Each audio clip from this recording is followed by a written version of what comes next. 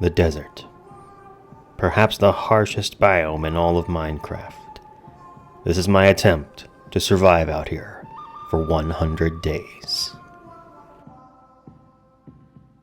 You can follow along with this game mode as well. Just set your game to hardcore and go to your world options. Choose single biome and desert. That's all you gotta do. Day 1. It's the desert. There's not much here. Well, there's sand, sun, cactuses. Guess I'll make a little pillar to mark my spawn location. That's really all I can do at the moment. Let's have a look around, see what there's to find. Spotted this ravine going down to the darkness. Decided I'm probably not equipped to explore that right now. Maybe we'll come back to it. And what do we have here? In the desert, there's really not much in terms of resources, but we do have dead sticks. I noticed a dark thing up on the horizon. After enough zooming in, I finally concluded it's a ruined portal. Let's investigate that. I went down the hill to that village on the shoreline. They've got a lovely little peninsula going here.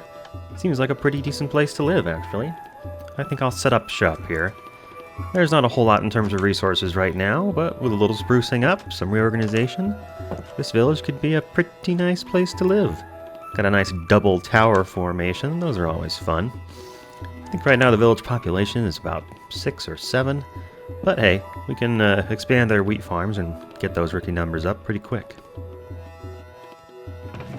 I took the opportunity to inspect their inventory space here. Chests in each of these towers were mediocre. Finding bread is not super exciting when the village already has about 30 hay bales just sitting around.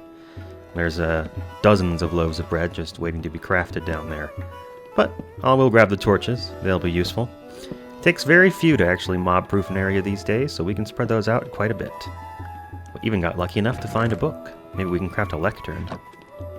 Late on day 1, I decided to go investigate that ruined portal just to see if there was anything good in its chest. Looks like there's most of it here, only need a few pieces of obsidian to finish it. Got ourselves a village bell, not super useful, our village already has one. And enough iron to make a couple of ingots, plus some butter armor. I suppose it's better than nothing. Coming home on day 1, I realized that the village might be in kind of a bad neighborhood. We have a zombie, a creeper, and a skeleton. And I have no armor, well, except my butter, and no weapons. Decided to just avoid them for the time being and went for a little swim instead. Picked out one of the village houses that looked like he wouldn't mind having a roommate, and decided this was my spot for the night. Day 1, complete. Day 2 begins bright and early, fighting a husk that somehow wandered its way into town. At this point, this is the most exciting combat we've had so far. I've managed to avoid combat up to this point, so I decided to take the opportunity to try and remember how critical hits and everything work. Just make sure I got my jump timing right, to try and hit them while you're still in the air. Luckily, I had this handy little stick. I don't think it actually does more damage than the fist, but it makes me feel better. Of course, then I look over and notice one of the villagers is trying to make friends with a creeper. Nice. Decided to expand and relocate the villagers' little farms there. It's just not very efficient the way they grow them in tiny little patches, so we're trying to get some nice row crops going here. Those hay bales won't last forever. Late on day 2, I decided to go exploring again, see if I could find other villages to loot. Managed to spot one just as the sun was going down, and broke my ankles trying to get to it quickly. Upon arriving in the village, the sun was already setting. I figure I'll just pick a house. This guy doesn't mind having a roommate. Let's get some more sleep. Woke up day 3 and immediately decided to rob the guy who let me stay in his house last night. Thanks, dude. I was excited to find some iron ingots, gold, some weapons, and even some obsidian. And then I realized the real prize in the chest was oak saplings. Oh man, this unlocks a lot for us. With wood, we now have the ability to make all kinds of things. It's really going to open the world up for us. Of course, I didn't miss out on the other important resource here. We're taking some of this lava to go. Further up the stairs in that village, I spotted a house where a cartographer had set up his shop. They all have these strange little stairs in their buildings. We're going to take that home with us to our home village, if I can get some cartography tables set up, that'll actually let me grow and sell sugarcane once refined into paper.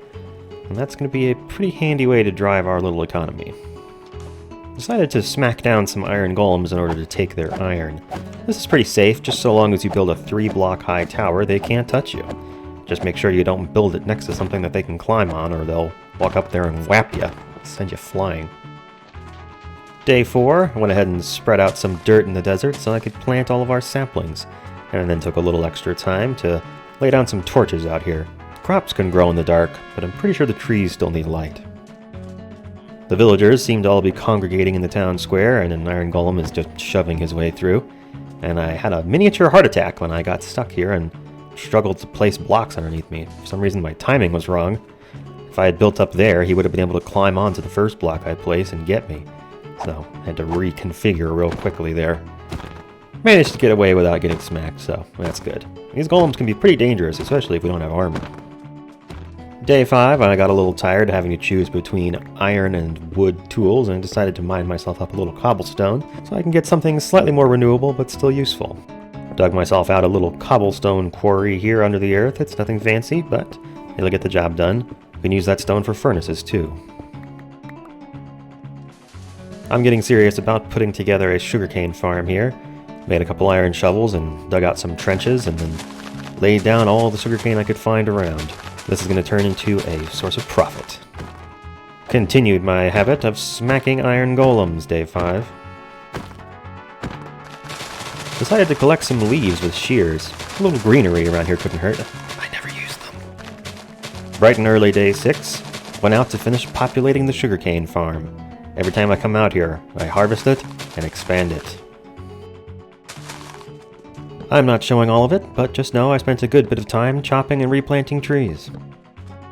I was excited late day 6 to discover naturally occurring 4-block high sugarcane. This is what passes for entertainment here in the desert. Day 7, I spent some time spreading out more torches. I've been sleeping pretty early each night, so mobs haven't had much time to spawn. More sugarcane.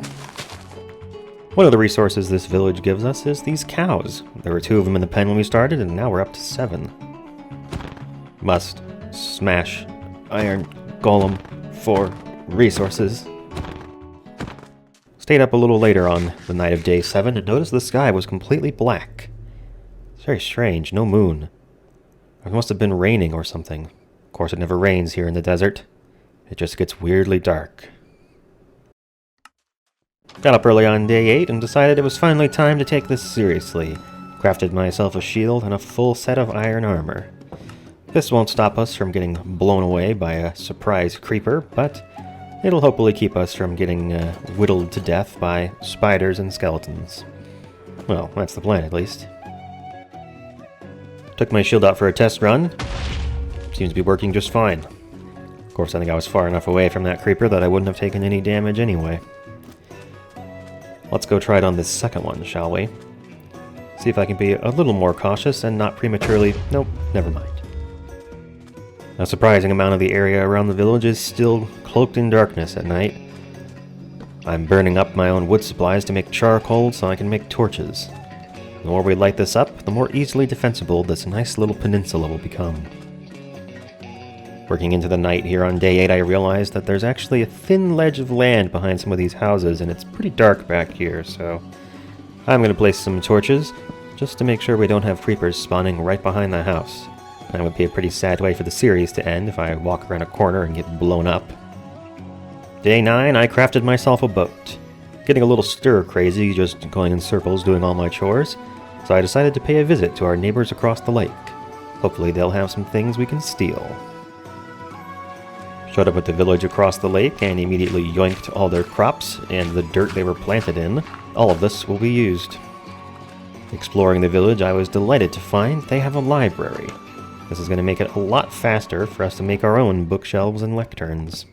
You gotta know, I took all of this back to the base with me. I even stole their lectern. That's perfectly good. It's coming with us. I was on a roll stealing from this village and decided I really liked the cut sandstone and fences that this guy's house was made of. Went ahead and stole his whole yard, too. Dirt's renewable, but hard to find. Sailing back home, I felt accomplished. Thievery has never felt so good. And yes, it does feel like coming home returning to this village.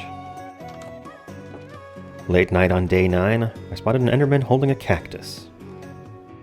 Wouldn't that hurt his hands? There's this neat sandbar in between our village and the one we just robbed. I have dreams of building a complex out here, lighting it all up and bringing the villagers out. Peninsulas are safe, but an island would be even better. Day 10, I decided that my island idea was so good, I'm gonna go ahead and bring all my stuff out there. This was a mistake. Later that day, I got started on some renovations around the village. And everyone knows the first step of reno is demo. We're gonna knock down these houses and build them back better. I guess I'm like the mayor of this village now. Must destroy village protectors for renewable resources. By the night of day 10, I was starting to establish a routine. During the day, I'd run the farms and collect my resources, and at night, I'd come out here and work on my house. By the end of night 10, I had spent enough time out here that I had a pretty decent beginnings of a house. Nice 9x9 grid with big glass windows. It's not much, but it's home. Of course, any good home needs a yard, and my yard is in the middle of a lake, so we better put a fence up. The only thing that can really get to us out here is drowned, and with a fence, they're pretty much neutralized. Day 11, sugarcane harvest. Friendly reminder, I am spending lots of time chopping down trees, just not showing it. Additional reminder, cobblestone is collected. Every time I get new piles of resources, I go back out and make my house a little bit more finished. Putting in the glass panes really started to make this house feel like a home. It's nice out here on the water. Didn't get to bed tonight until almost dawn. Still counts. Day 12, we're out on a mission. We must find more job tables. And the only place to look is other villages. This first village I found didn't have much except hay, so I collected it and moved on. Farther up the hill, in a more mountainous area, I found some nice looking terracotta. I can't wait to decorate some stuff with this. I never did. Late in the evening on day 12, I got to watch the sunset from the top of a mountain. It helps every now and then to take a moment to stop and smell the sand. Day 13, we're sailing again.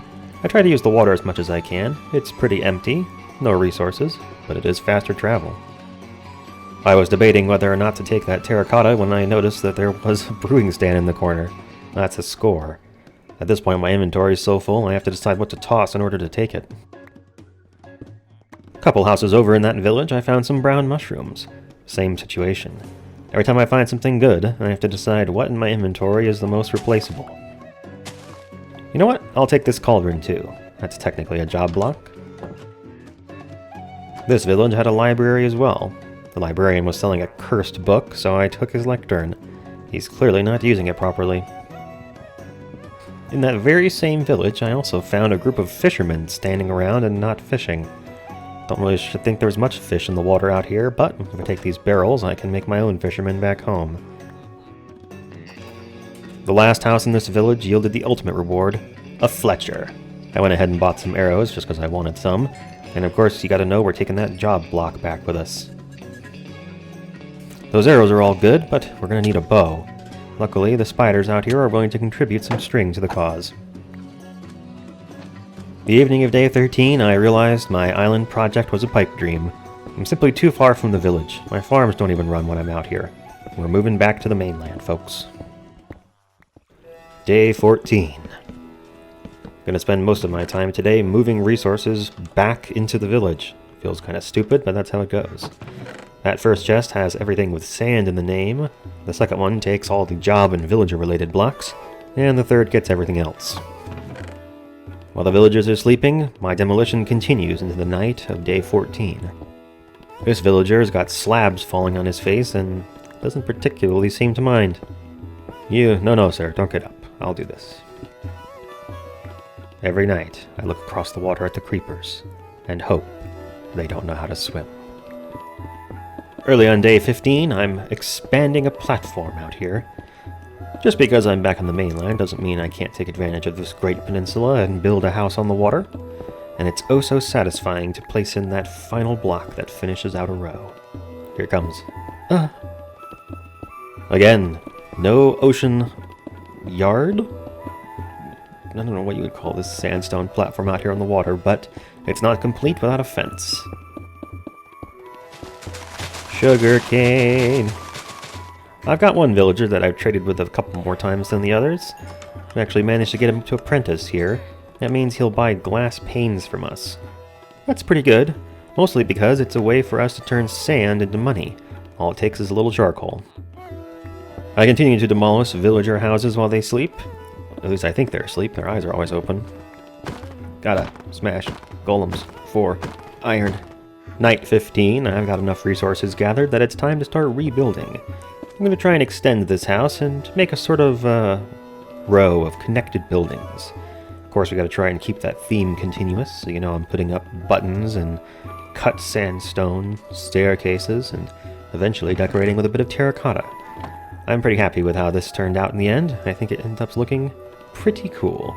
Almost like something that would generate naturally, but a little nicer. Day 16, I realize I've been working all night, so I took a break to watch the sunrise.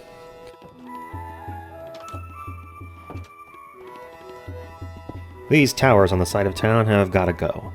They're huge, use up tons of resources, and only have room for one bed. It's just not an efficient use of our sandstone. I'm going to collect all of this up, and each one of these towers has enough in it to turn into 3 or 4 decent-looking houses. So, first step of that, demolition. By the end of day 16, I had made a pretty nice little row of houses. I think they look pretty good, if I do say so myself. And I do say so. I'm making the commentary for this video, not you. I even put little decorations inside like the pre-gen houses. This is my favorite villager, so I decided he deserves to sleep indoors. You can tell from the green particle effects that he was pleased. Day 17, constructing more row houses when one of the villagers decides to do parkour. I have no idea why they think anything that's climbable should be climbed, but that guy lives on the roof now. I don't think he ever came down. These villager houses have a bit of a strange pattern to them. The ceilings are made of slabs, and it creates a little ridge on the roof line that's a nice architectural feature, but you can't really see it from down below. This particular one I decided to build out as a duplex. 2 beds connected to another side with 2 more beds. It's like one of those hotel rooms where you get an adjoining room with a connecting door. The villagers don't mind. Right now they're all sleeping out under the stars in 4 beds that are right next to each other, so this is a big improvement. Getting better at critical hits. Night 17, I decided to go out and have some fun with my bow. A little bit of gunpowder would be nice too. Maybe we can make something to blow up with TNT. Of course, I immediately regretted it when this creeper started creeping on me. I fired at him and he fell down, and then seemed to disappear. I kept waiting for him to climb back up, but he wasn't reappearing. I know there's a spider nearby coming up on me. That creeper's just gone. I know he hasn't despawned. Trying to fight this spider while also keeping an eye on where that creeper might reappear, and there he is. I think he was just struggling to pathfind for a while. No matter. He's not creeping on me tonight. A18 smashed golems for iron. Demolition continues on the towers. I think I'm going to knock one down to about 2 stories high and make a double house from it. Enough of this little ugly farm, it's time to expand it and make a nice plot. Went at it with 2 fists today. Put the seed in one hand and the hoe in the other. Don't know if this is actually more efficient, but it sure feels cool. Saw my villagers were jumping in order to get up onto the crops, that's no good. Went ahead and gave the entire crop bed a sort of raised garden plot look. I think it looks nice, and it'll keep villagers from trampling it. Another great thing the iron golems give us is poppies. I've been using them to decorate the villager houses. This guy just came in, closed the door, and got in bed. I'm not sure what he expected of me, but no thank you. And then I got a nice little chuckle watching all the villagers go in their houses. It's like someone passed out a note that said, "It's bedtime, time to sleep." Something about this tickles me. Continuing the architectural nighttime work, put some buttons on this 1.5 block house that I made out of the towers. That upper one is actually accessible through stairs that go across the roof of the other. I think the end result came out pretty good. This iron golem tried to push me off my little block. That's rude. Luckily, you just build up to 3 and they can't touch you. Oh. Oh. I'll admit it, I was pretty mad at myself when this happened. Truly, truly foolish. If you watch here in slow motion, you can see the exact moment I fucked up. That bed is too close to this tower. It's half a block high, and that's just enough for this golem to step up onto it and immediately delete me. I learned something interesting from this. Obviously, it's not to underestimate iron golems, but in addition to that, I found out that the way armor works in Minecraft is pretty weird. The bigger a hit you take, the lower a percentage of the damage that gets blocked by the armor. So if you're wearing iron, little things like touching cactuses might do 0 damage to you, but getting whapped from a big blow like an iron golem basically ignores your armor completely. It's a shame this world ended so quickly, but that's hardcore. Sometimes you don't get to choose when it ends. I'm pretty happy with the things I accomplished in these 18 days. This farm is certainly a big improvement to the village, as is the newly planted forest grove. I think the town square turned out pretty nicely. Not quite done, but the villagers will be better off now. Even my 1.5-story building turned out pretty nice. It's a shame I never got to finish my house, but that's how it goes. Here's the seed if you want to try it yourself. It'll be in the description too. This is it. The place where the world ended for me. I hope you all enjoyed this video. I certainly enjoyed making it. Shout out to Luke the Notable for popularizing this style of content. I think it's a pretty great formula, and I'm going to do it again. Leave me a comment. Let me know, what biome should I try next? Thanks for watching, and I'll see you next time.